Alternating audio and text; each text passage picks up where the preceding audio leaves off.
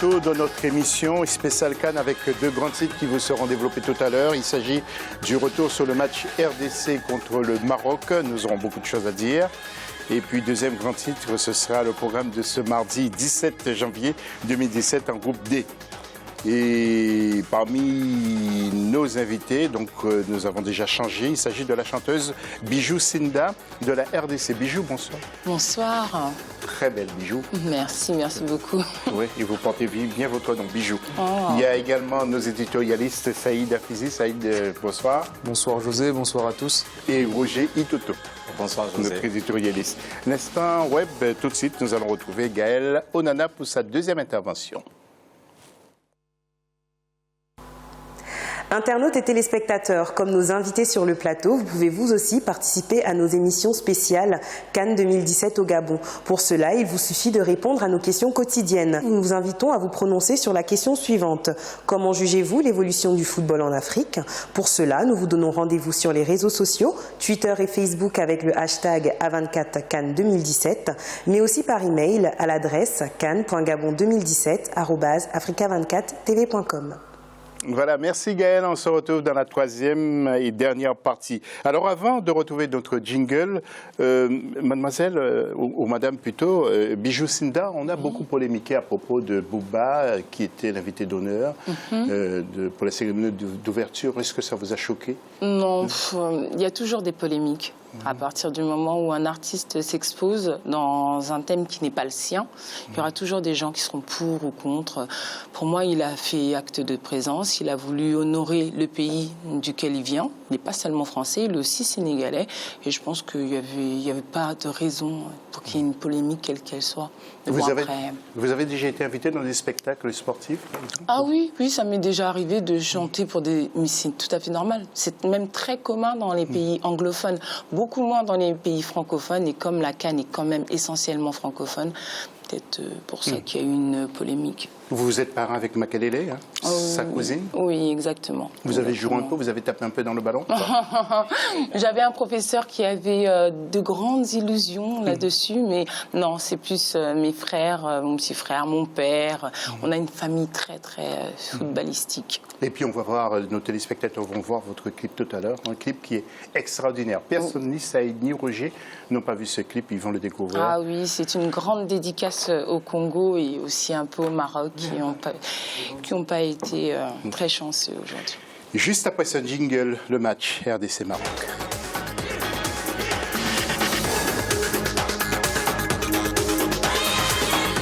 Qui s'est soldé par une victoire de la RDC 1-0, but de Kamba Nanga à la 55e minute de jeu. Les Marocains ont pourtant dominé en première mi-temps sans avoir la possibilité de marquer. Les Lions de l'Atlas ont défendu très haut pour tenter de prendre les Léopards à la gorge, mais en vain. Eh bien, malheureusement, ils n'ont pas réussi. Voilà donc ce but congolais à la 55e minute. Alors, Saïd, pourtant, c'est la plus belle équipe d'Afrique du Nord, le Maroc. Et qu'est-ce qui s'est passé, selon vous? Moi, la plus belle équipe d'Afrique du Nord, je dirais que déjà l'Algérie a une meilleure attaque que le Maroc, mais que le Maroc reste la meilleure défense, même parmi une des meilleures défenses du continent africain. Il s'est passé un certain nombre de choses. Déjà, en l'occurrence, il nous manquait un certain nombre de titulaires pour cette compétition-là. Il nous manquait, c'est pas une circonstance atténuante. Alors Saïd, je vous arrête tout de suite. Est-ce que c'est vraiment un motif? C'est un motif à partir du moment où il nous manque les meilleurs joueurs qui sont des cadres et des titulaires, notamment Sofiane Bouffal, Younes Belanda, Amrabat, etc., qui sont des titulaires en puissance de cette sélection-là. Donc ça, c'est un premier facteur. Après, il ne faut pas nier aussi que le Maroc a une faiblesse chronique au niveau du poste d'avant-centre. On n'arrive pas à mettre de but, il nous faut 50 occasions pour pouvoir mettre un but, donc ça reste insupportable. Et là, c'est exactement ce qui s'est passé. Le Maroc, je suis très fier des joueurs, ils ont mouillé le maillot, ils ont fait un super match, mais malheureusement, dans le football, il faut concrétiser les occasions. Et c'est absolument pas ce qui s'est passé. On a eu beaucoup trop d'occasions et on l'a pas mise au fond, chose que la RDC a réussi à faire, même s'ils étaient acculés à leur but, ils ont fait strictement que défendre, ils n'ont pas proposé de jeu, mais ils ont eu une belle occasion qu'ils ont fini, qu'ils ont mis au fond. Et le Maroc aurait dû le faire. Donc à partir de là... Ils ont été plus malins en formant un bloc, parce qu'à un moment, même Roger, pendant qu'il regardait ce match, il disait qu'il y avait du surnombre, justement. Je pense pas que c'était un choix de leur part. Je pense vraiment pas que c'était un choix de leur part. Je pense qu'ils ont subi le match. Ils ont subi un pressing super haut. Ils ont subi une agressivité marocaine hors du commun. Et les joueurs du Maroc se sont, entre guillemets, défoncés sur le terrain.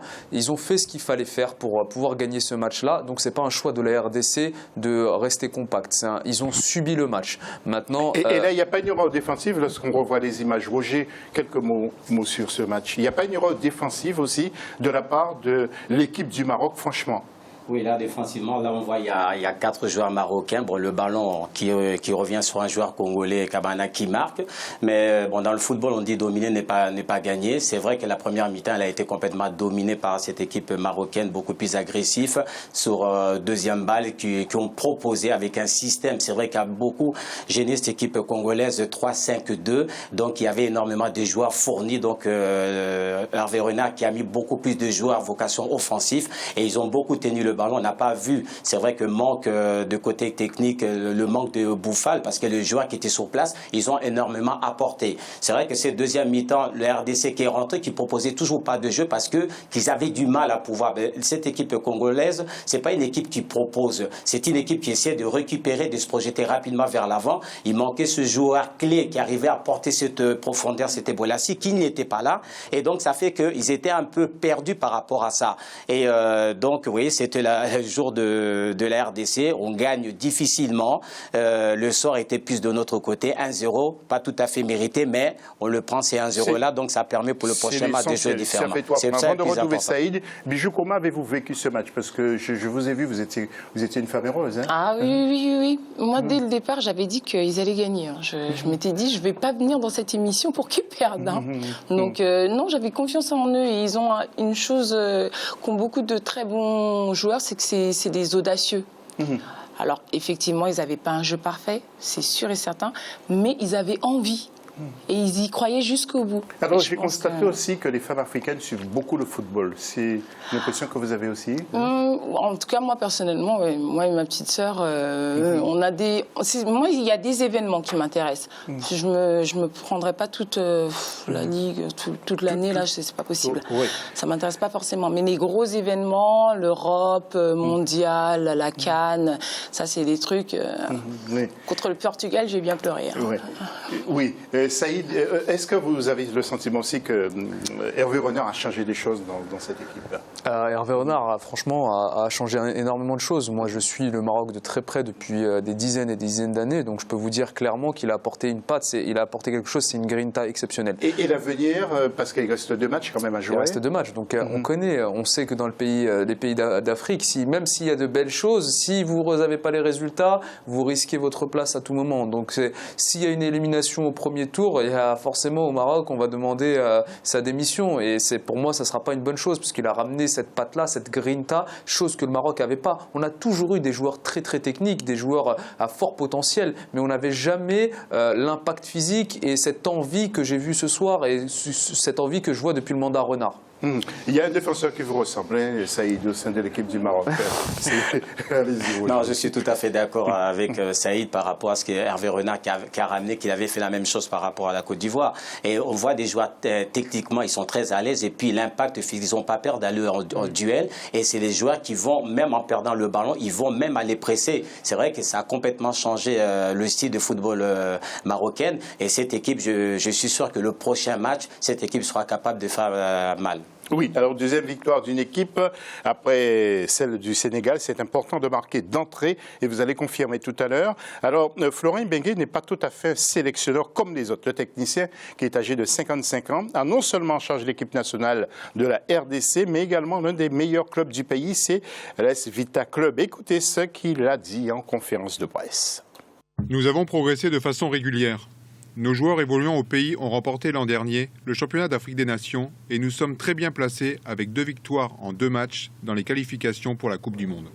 Bijou, lorsqu'il dit que les Léopards sont toujours en course pour atteindre leur objectif, Vous avez le sentiment que c'est l'année de Florent Ibenge?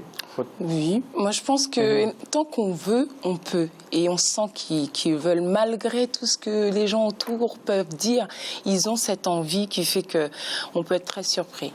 Il y a une chose qui est très importante par rapport à un entraîneur. Quand l'entraîneur a beaucoup de chance comme Florent Ibenge, tout le sourit, parce que l'objectif c'était la Coupe du Monde. Donc là, c'est vrai que par rapport à la marche qu'ils ont mis, ils sont en avance et tout sourit. Donc le championnat se passe bien, le championnat congolais et l'équipe nationale. Donc à partir de là, pour le moment, donc ils sont en avance par rapport à ce qu'ils avaient mis en place. Oui, la RDC qui a terminé il y a 2 ans à une belle, remarquable 3e place, car ils avaient battu la Guinée équatoriale, le sélectionneur congolais qui a vu depuis son équipe monter en puissance. Et donc, voilà, on s'attend à tout. Alors, Saïd, je disais, avant de passer à un sujet et d'enchaîner, et de voir le clip aussi de Madame Bijou, qu'est-ce que je voulais vous dire? C'est important aussi de gagner les premiers matchs, hein, parce qu'après, on se pose des questions. Le premier match est très important. C'est le match qui vous fait rentrer dans la compétition. C'est le match le plus important, mais c'est aussi le match où vous avez le plus de pression. Donc, l'un dans l'autre, voilà, c'est toute la spécificité de ce match-là. Et si vous ratez le premier match, vous commencez à cogiter, vous commencez à avoir la pression, les jambes, elles commencent à trembler et ça devient de plus en plus difficile. Vous rentrez dans un cercle, vicieux qui n'est pas bon du tout.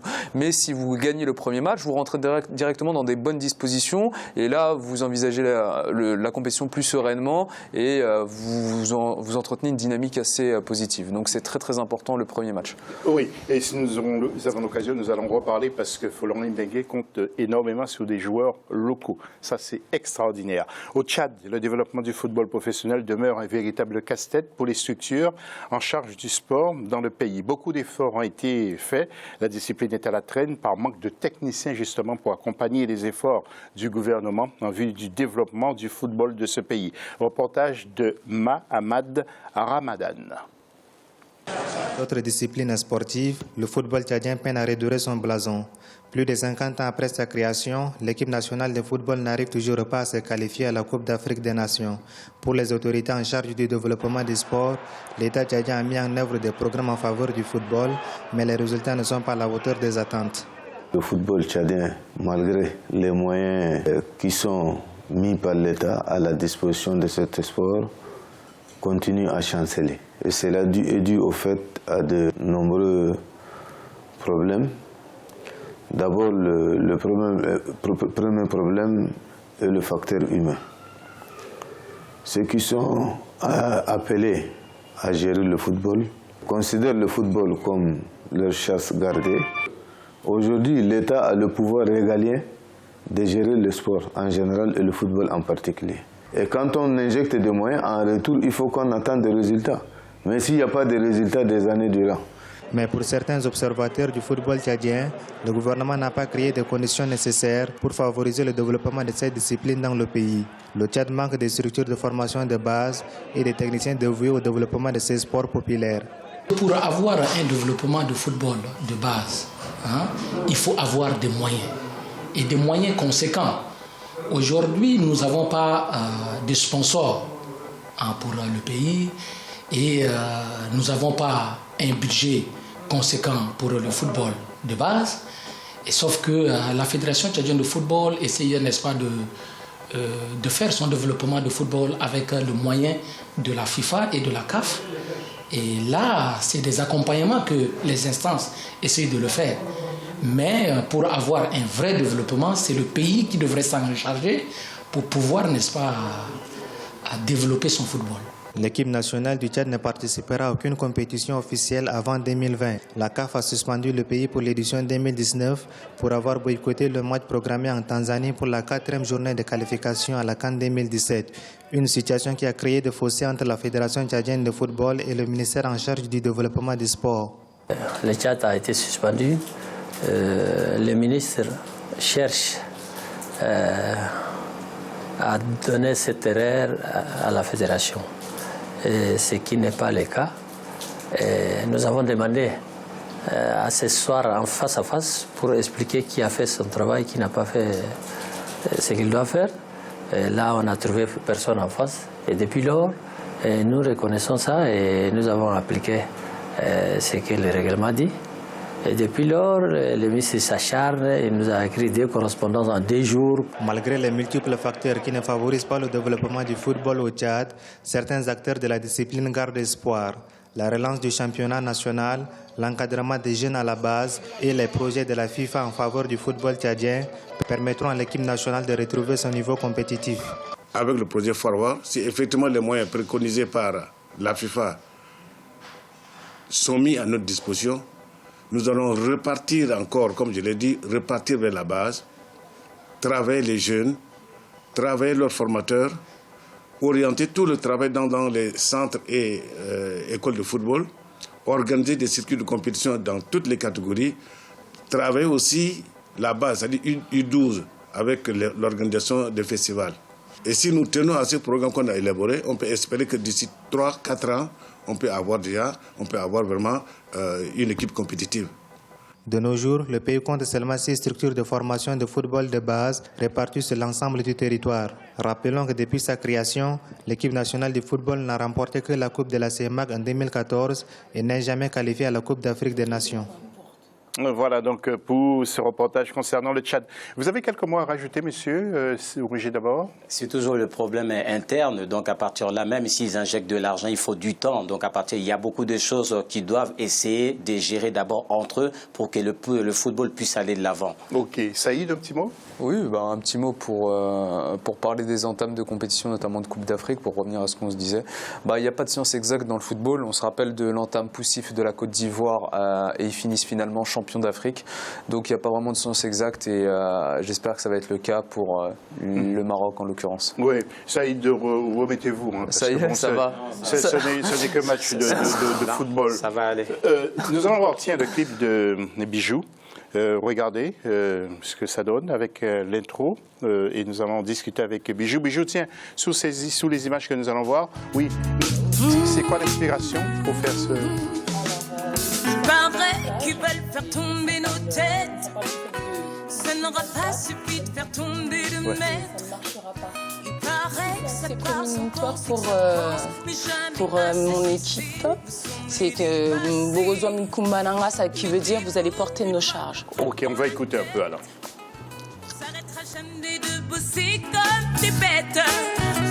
Bibolo pika kabino bo pingi bosser kika kabino bolo banabiso sokiba zotinda bango. Eh, Borozo Mikumbananga. Borozo Mikumbananga. Borozo Mikumba. Borozo Mikumba. Borozo Mikumbananga. De musique africaine. Vous cherchez des danseurs. Éventuellement, je pourrais vous proposer Saïd et Roger.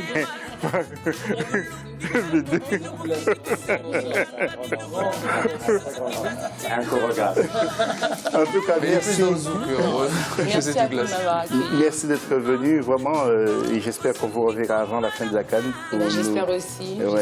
Pour nous reparler de football, parce qu'on sent que vous connaissez bien le domaine. Nous allons voir le tableau pour terminer, le tableau de ce groupe avec, je vous le disais, Côte d'Ivoire, Togo 0-0, RDC Maroc 1-0. Classement RDC est en tête avec 3 points devant la Côte d'Ivoire, Togo, ex-aequo et Maroc qui est à la 4e place. En tout cas, le Maroc va se racheter parce que j'imagine que du côté de Rabat, on doit être un peu en colère. Du côté de Casablanca, on doit faire la tête en ce moment. On ne doit pas être dans les bars ce soir. Là, on doit faire... Ouais. Ok, bon. Écoutez, on se retrouve tout à l'heure pour la 3e partie de cette émission. À tout de suite.